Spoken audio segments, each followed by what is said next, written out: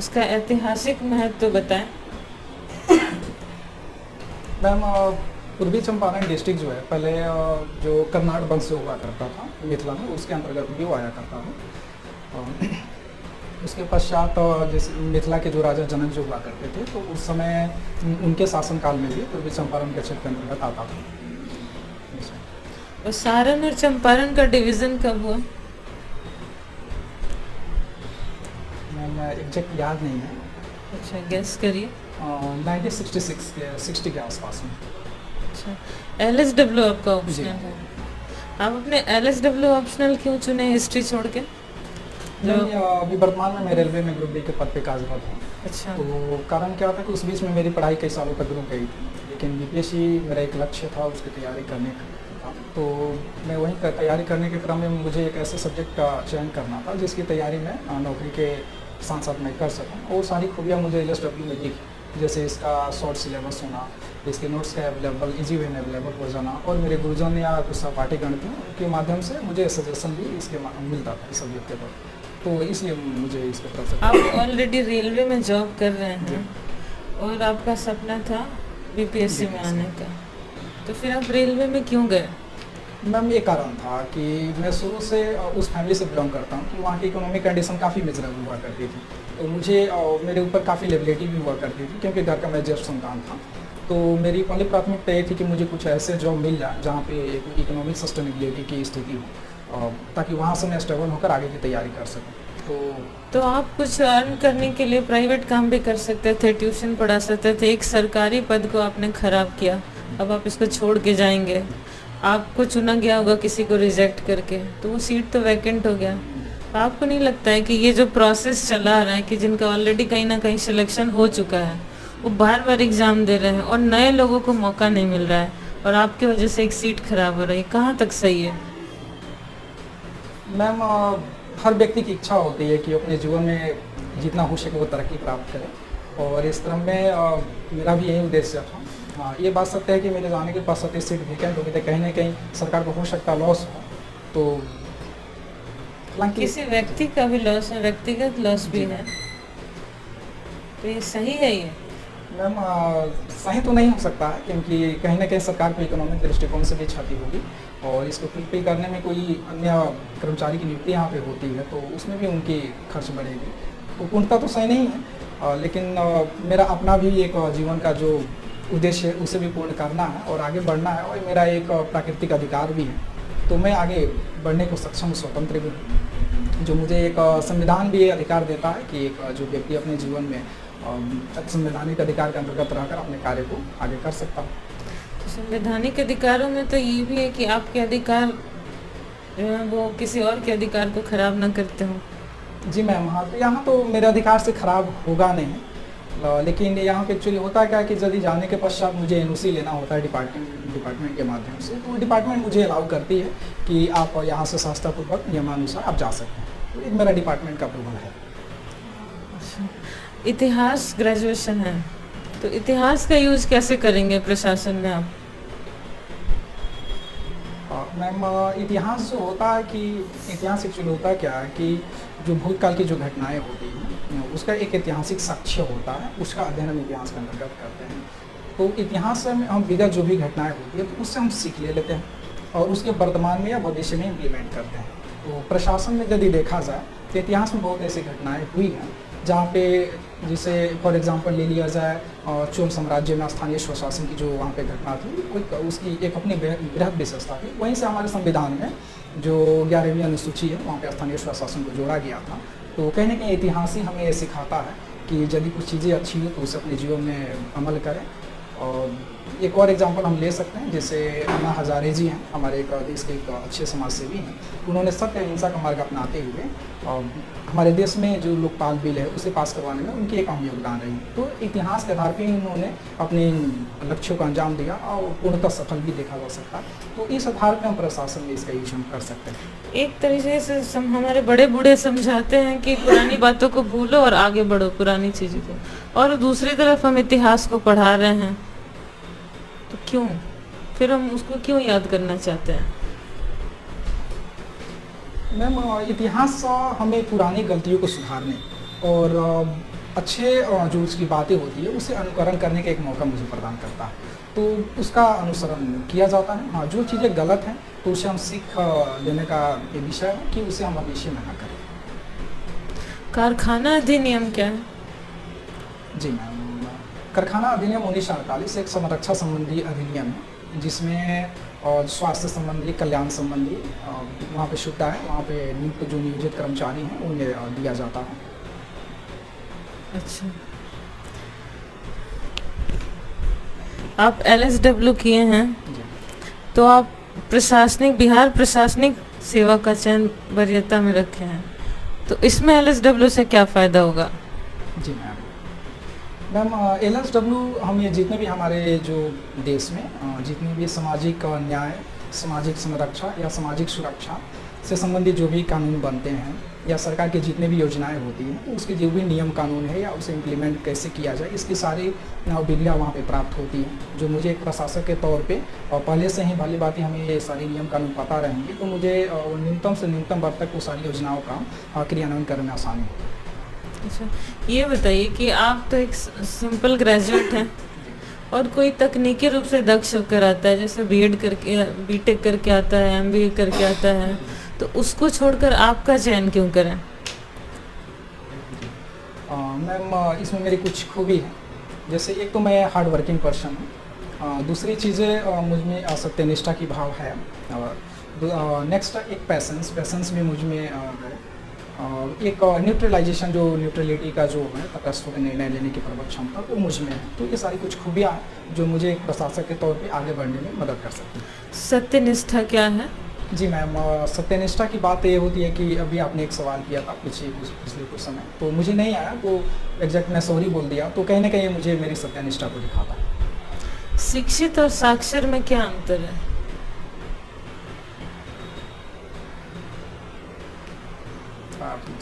कब किसी आदमी को हम शिक्षित कहते हैं और कब हम किसी को साक्षर कहते हैं, या दोनों सेम है? मैं थोड़ा एग्जैक्ट इसका दे पाने में अच्छा हूँ। आप शिक्षित हैं या साक्षर? जी मैं शिक्षित। साक्षर नहीं है आप? पढ़े लिखे नहीं हैं आप? पढ़े लिखे तो हैं मैं, थोड़ा सा इसको क्लियरिफाई करने की जांच चाहूँगा। बताइए। मैं साक्षर कहने का तात्पर्य होता है कि यदि कोई व्यक्ति पढ़ना लिखना जान जाता है तो उसे हम साक्षर कर सकते हैं, और शिक्षित व्यक्ति होने का मतलब इसके अलावा भी कुछ और उसके पास ज्ञान हो, कुछ ऐसे क्वालिफिकेशंस हो, तो संभवतः उसे शिक्षित कहा जा सकता है। तो क्या शिक्षित होने के लिए साक्षर होना आवश्यक है?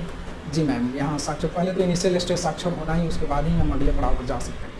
आपके माता पिता का एजुकेशनल क्वालिफिकेशन क्या है? मैम तो मेरी हाउस वाइफ है। माता जी पढ़ी लिखी हैं? मैम पढ़ी लिखी नहीं है, तो वो शिक्षित नहीं है। मैम तो शिक्षित उनको नहीं बोला जाएगा। क्यों? वो अपने जीवन के नैतिक मूल्यों को कैरी नहीं करती हैं, ये चीज़ मैम वो इथिकल महिला नहीं है। है। तो जब वो इथिकल है तो वो फिर शिक्षित कैसे नहीं है? मैं थोड़ा सा पहले भी मैं बोला, थोड़ा इसको क्लियर मैं नहीं कर पा रहा था, आपके परमिशन के आधार पर मैंने कुछ अपना ओपिनियन रखा। ठीक। अच्छा, ये बताइए कि आप बिहार से ही हैं? जी कहीं और के लिए भी अप्लाई करते हैं? सर, इस तरह के कभी मैं बाहर किसी भी स्टेट का तैयारी में नहीं किया हूँ, और इसका सर कारण ये है कि स्पेशली मैं बीपीएससी के नौकरी के करने के क्रम में मुझे उतना समय नहीं मिल पाता, कि मैं कुछ ज़्यादा बहुत कम समय मिलता है तो नौकरी के क्रम में, तो स्पेशली मेरा एक टारगेट था कि बीपीएससी मैं करूँ, तो स्पेशली मेरा ध्यान यहीं पर आता, बाकी कोई ऐसा कोई कारण नहीं है। अच्छा, ये बताइए कि संविधान और संवैधानिक में क्या अंतर है?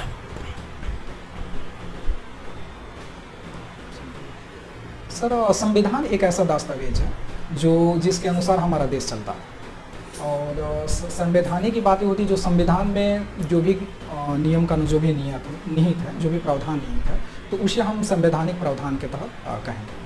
नियम और कानून क्या होते हैं? कोई अंतर है नियम और कानून में? नहीं सर, दोनों एक ही चीज़ हो सकते हैं। हाँ जी, नियम कानून मेरे अनुसार दोनों चीज़ एक ही हो सकते दोनों सेम ही है? हैं। जी सर। अच्छा, नियम कानून में कोई अंतर नहीं है? सॉरी सर, क्लियर नहीं कर पाएंगे सर। अच्छा, देश और प्रदेश में क्या अंतर है? सर, प्रदेश जो होते हैं अपने स्टेट को बोला जाता है, और देश जो होता है एक कंट्री को रिप्रेजेंट करते हैं। स्टेटलेस क्या होता है? जी स्टेटलेस का नाम सुने? Stateless, sorry sir. स्टेटलेस का नाम नहीं सुना है? प्रियम्बल में कभी कोई संशोधन हुआ है, कोई अमेंडमेंट हुआ है? जी। कब हुआ है? सर 42वां संविधान संशोधन था 1976। अच्छा, क्या हुआ था उससे? सर उसमें संशोधन किया गया था, जैसे धर्मनिरपेक्ष शब्द को जोड़ा गया था, समाजवादी शब्द, धर्मनिरपेक्ष, और एक शब्द और था सर, थोड़ा सा रिकॉल नहीं कर पा रहा। धर्मनिरपेक्ष क्या होता है? सर धर्मनिरपेक्ष का तात्पर्य होता है कि सभी धर्मों का सम्मान। यहाँ पे कोई किसी अपने जो मेरा देश है उसका कोई एक धर्म नहीं है, यहाँ इसके अंतर्गत सभी धर्मों का उतना ही सम्मान है। आपको लगता है कि बिहार में सभी धर्मों का एक जैसा सम्मान है? सर हमारी जैसे बिहार की स्पेशली बात करें तो ऐसा तो है सर, देखा जाता है, लेकिन कुछ ऐसे मतलब इंसिडेंट को छोड़ दिया जाए तो बहुत ऐसे सर एग्जाम्पल है या बहुत ऐसे इंसिडेंट हैं जहाँ पे सभी धर्मों का समान रूप से देखने का। बिहार में अभी दारू बंद कर दिया गया है, कौन से एक्ट से बंद किया है और किस साल बंद किया गया था? सर एक तो याद नहीं है, लेकिन ईयर याद है सर 2016 में इसे बंद किया गया। तो ये सही है या गलत है? सर इसके सकारात्मक पक्ष भी और नकारात्मक पक्ष हैं। जैसे सकारात्मक पक्ष के दृष्टिकोण से देखते हैं तो सर जो दारू बंद होने से क्या है कि समाज में बहुत ऐसे होते थे कि लोग दारू पीकर जाकर घर में अपनी पत्नी को वो तो अभी भी पीते हैं। जी, लगता है कि दारू बंद के बाद बिहार में दारू नहीं पीते हैं लोग? ये चीज़ें तो सर आती हैं सामने, जरूर आती हैं, तो सरकार भी इस पर ध्यान देनी चाहिए, क्योंकि ऐसे साक्ष्य बहुत मिल जाते हैं कि वो बंद होने के पश्चात भी दारू आज चल रहा है। तो ये सब सरकार की निष्क्रियता का परिणाम है, लेकिन इसके सब सकारात्मक पक्ष रहे हैं। ये बताइए कि आपने सुना होगा आप कहते हैं और तुम कहते हैं, संबोधित करने का तरीका है आप और तुम। जी इंग्लिश में सिर्फ यूं ही कहते हैं, जी ऐसा क्यों? सर इसको क्लियर नहीं कर पाएंगे। क्लियर नहीं कर पाएंगे, ठीक है। आप मंजीत रेलवे में कार्यरत हैं वर्तमान में, एनओसी मिल गया है आपको? जी मिल गया। अच्छा, ले लिया है आपने? जी। अभी लीव पे हैं? जी अच्छा, जॉब छोड़ भी दिया? जी जॉब छोड़ भी दिया है आपने? नहीं सर, एनओसी होता है परमिशन के लिए कि फिर एक बार यदि मिल जाएगा तो उसका फिर वहाँ से अप्रूवल लेना होगा। ये इंटरव्यू फेस करने के लिए मुझे दिया गया है। अच्छा, मिल गया, इजीली मिल गया? जी अच्छा, ठीक है। कितने साल जॉब किए हैं आप रेलवे में? सर जॉब में 8 साल हो गए। 8 साल जॉब में हो गए। अच्छा, ये बताएं मंजीत कि भारतीय रेलवे की 3 सबसे बड़ी समस्या क्या है? सर उसकी प्रथम में है कि एक टाइमिंग को लेकर, रेलवे को टाइमिंग को लेकर बड़ी समस्या है, क्योंकि अत्यधिक गाड़ियाँ बड़ी डिले हो जाती हैं। दूसरी चीज़ें हैं सरकार की तरफ से, और गाड़ियों में सुविधाएं बड़ी कम दी जा रही हैं। जैसे पैसेंजर है तो उसे उतना ध्यान नहीं दिया जाता, एक्सप्रेस में ध्यान दिया जाता है, लेकिन देखा जाए तो पैसेंजर से ही लोगों का आवागमन सबसे ज़्यादा होता है। तो ये 2 चीज़ें कमी हो गई। और रही बात तीसरा चीज़, इसमें सरकार जो बजट में जो प्रावधान लाती है रेलवे को लेकर, और कुछ विशेष उतना नहीं लाती है ताकि इनका इंफ्रास्ट्रक्चर को डेवलप बेहतर ढंग से किया जा सके। तो सर ये 3 कमियाँ हैं। अच्छा, आप ग्रुप डी में कार्यरत हैं, जी। राइट? ग्रुप डी के जो कर्मचारी होते हैं उनका वर्क कल्चर कैसा होता है, क्या काम करते हैं? सर मेरा जो, हालांकि रेलवे में लगभग 14 डिपार्टमेंट होते हैं, तो सबका एक अलग अलग नेचर है, वर्क ऑफ नेचर। लेकिन मेरा जो नेचर है, मेरे तरफ से 2 काम करवाए जाते हैं। मेरा एक इंजीनियरिंग डिपार्टमेंट है, तो उसमें गेटमैन के तौर पे कार्य करवाए जाते हैं, और एक गैंगमैन के तरफ से। तो गैंगमैन क्या होते हैं, ट्रैक पे कार्य करते हैं, जिसमें ट्रैक से रिलेटेड होते हैं, पत्थर को हटाना, घास को काटना, वो चीज़ मैंने भी किया। तो बाद में थोड़ा सा पढ़ने के क्रम में क्या हुआ कि मेरी पोस्टिंग मैंने आगे बात करके पदाधिकारी से गेट पर करवा ली, तो गेटमैन के रूप में भी कार्य कर रहा हूँ अभी वर्तमान में। तो 2 कार्य सर ये मुख्य रूप से होते हैं जो मुझे करने पड़े। पोस्टिंग कहाँ है आपकी अभी? पूर्वी चंपारण। पूर्वी चंपारण में ही पोस्टिंग है जी, आपकी। जी। और अच्छा, घर भी आपका वहीं है? वहीं। बहुत अच्छी बात है। तो गेटमैन के रूप में जब आपने काम किया तो क्या क्या समस्या देख रहे हैं बिहार के लोगों में कि गेट लगा हुआ है, ट्रेन आने में फिर वो नीचे से लेके चले जा रहे हैं? इसके अलावा भी और क्या क्या समस्याएं गेट पे आप फेस करते हैं एज ए गेटमैन के रूप में? क्योंकि नाइट ड्यूटी भी आपकी होती होगी जी। ना, क्या समस्या क्या होता है? सर वहाँ पे समस्या है कि जैसे ड्यूटी करने के क्रम में वहाँ पे सरकार की तरफ से उतनी सुविधा नहीं दी जाती है, ताकि रात में एक स्टाफ जो है अकेले ड्यूटी करनी होती है। तो वहाँ पे डर भय बना रहता है कि यदि दिन में ड्यूटी करने के क्रम में यदि कोई भी व्यक्ति से किसी तरह का टसन हो जाए, हालांकि हम लोग की तरफ से तो कुछ ऐसा नहीं भी क्रिएट किया जाता है, लेकिन फिर भी यदि एक होता है कि कोई पर्सनली ले ले तो रात में अकेले ड्यूटी करनी पड़ती है, तो सर ये जान जाने की खतरा है, क्योंकि कभी भी अटैक कर सकते हैं। और रेलवे की तरफ से ऐसी कोई भी सुरक्षा प्रोवाइड नहीं कराई जा रही, तो ये सर बहुत बड़ी खतरा होती है। तो हम लोग कहीं ना कहीं एक जॉब है तो उसे मजबूरी में हम लोग को करना होता है। सर दूसरी चीज़ें होती है क्या कि ड्यूटी करने के क्रम में भीड़ भाड़ जब होते हैं तो उस समय कभी भी ट्रेन डिले हो जाती है गेट पास करने में, तो कई तरह से लोग अपने अपशब्द का यूज भी करते हैं, यहाँ तक कि मारपीट करने की भी उतारू हो जाते हैं। तो ऐसी स्थिति में बड़ी पेशेंस बनाकर से रखना होता है। कई बार इस तरह के सिचुएशन आ जाते हैं, सब चीज़ हो जाता है फिर भी हम लोग पेशेंस बना के रखते हैं। तो रेलवे की तरफ एट ए टाइम इस तरह का कोई एक्शन नहीं होता, तो सर इस तरह की समस्या सर झेलनी पड़ती है सर। मतलब पेशेंस आप में है, आपके कहने का जी मतलब है। जी अच्छा ये बताएं कि बिहार के कौन से जिले उत्तर प्रदेश से लगते हैं? सर उत्तर बिहार से दक्षिण की ओर नाम बताइए उसका। जी सर, इसमें 8 जिले आ जाएंगे सर। जैसे पूर्वी चंपारण, पश्चिमी चंपारण, गोपालगंज, सिवान, सारण, भोजपुर, बक्सर, कैमूर और रोहतास। लगता है। पूर्वी चंपारण का कौन सा जिला नेपाल से लगता है, सॉरी कौन सा प्रखंड नेपाल से लगता है या गांव? पूर्वी चंपारण सर रक्सौल जो है, रक्सौल अनुमंडल रक्सौल अनुमंडल जी, है, वो वो उसकी लगता पूरी है। सीमा नेपाल से लगती है। नेपाल से लगता है, ठीक है, बहुत अच्छी बात है। अच्छा एक योजना चल रहा है बिहार में, वाइब्रेंट विलेज योजना, पढ़ा होगा आपने है ना, प्रीलिम्स की तैयारी में, मेंस की तैयारी में देखा होगा।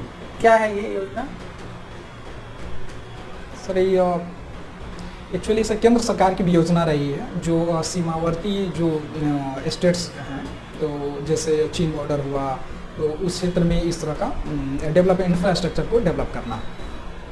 इंफ्रास्ट्रक्चर में क्या डेवलप? इंफ्रास्ट्रक्चर में जैसे रोड हो गए, ताकि हमारी सेना का आवागमन सुलभ हो, बिजली को लेकर भी वहाँ पे सुविधा प्रदान करना है, या स्कूलिंग वगैरह इस तरह की सुविधा वहाँ पे प्रदान की जाए। अच्छा वाइब्रेंट विलेज में बिजली स्कूल है, कन्फर्म है या केवल मैं श्योर नहीं हूँ, लेकिन इंफ्रास्ट्रक्चर डेवलप हो रहा है, इस चीज़ में श्योर। आपने हिस्ट्री पढ़ा है बहुत अच्छे से। सर ग्रेजुएशन करने के क्रम में तो पढ़ा था, लेकिन मैं पहले भी बता चुका हूँ। सब लोग इतना ही पढ़ते हैं, यहाँ तक पहुँचने के क्रम में उतना ही मिलता ही पढ़ने को टाइम। ठीक है, एक्चुअली हालांकि पढ़ा हूँ सर, जितना हो सकेगा मैं जवाब देने की कोशिश करूँगा। कोई बात नहीं।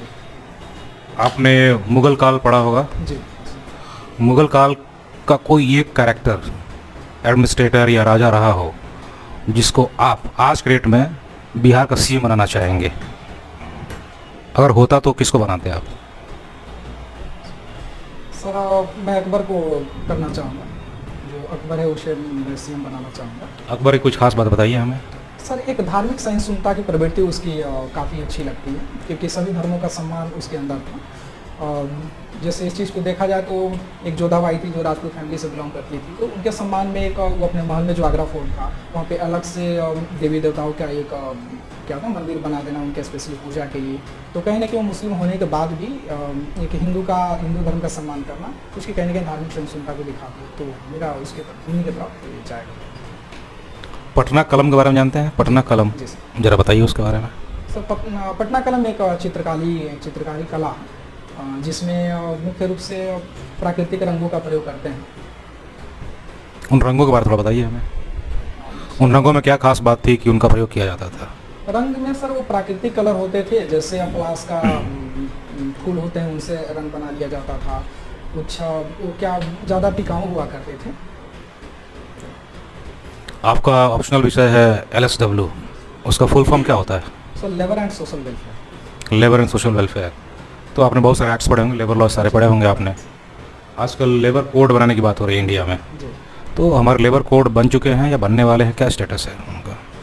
सर इसमें 29 जो एक्ट थे उसको क्या किया गया कि जोड़कर 4 एक्ट बनाने की बात है। तो अभी संहिता के तौर पे है, अभी अधिनियम के तौर पे वो नहीं बन पाए हैं, जिसमें मजदूरी संहिता 2019 है, फिर औद्योगिक संबंध संहिता 2020 है। स्टेटस बताइए, कोड का स्टेटस बन गए हैं, बनना बाकी है, क्या है?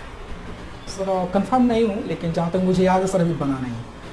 अच्छा, एक हमारे संविधान में कॉन्सेप्ट है राइट टू वर्क।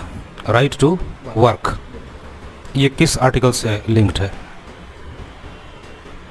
सर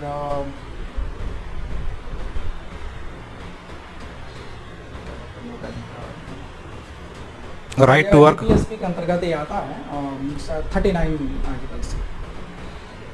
थोड़ा और आगे बढ़िए, आप पहुंच गए हैं, कोई बात नहीं।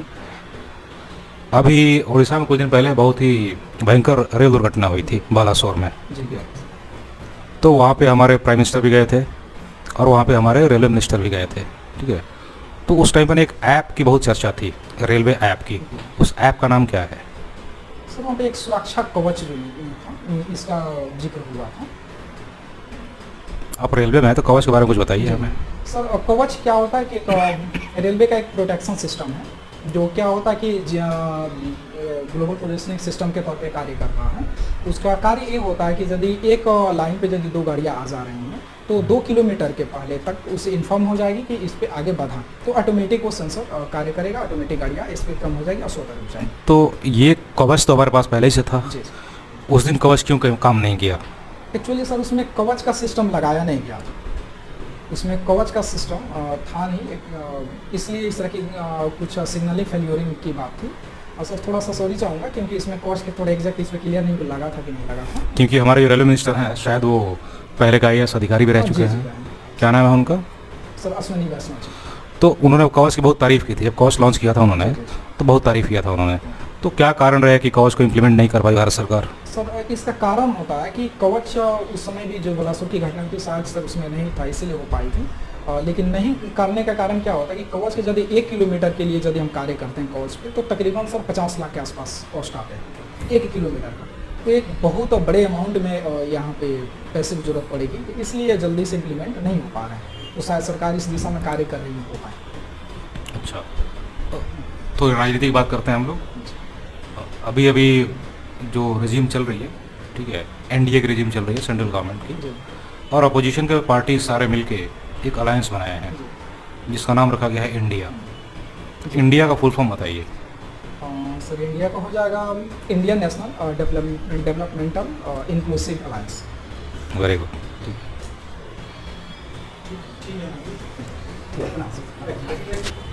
इंटरव्यू सेशन आपका ओवर हो गया, फीडबैक ले लीजिए, फीडबैक ज़रूरी है।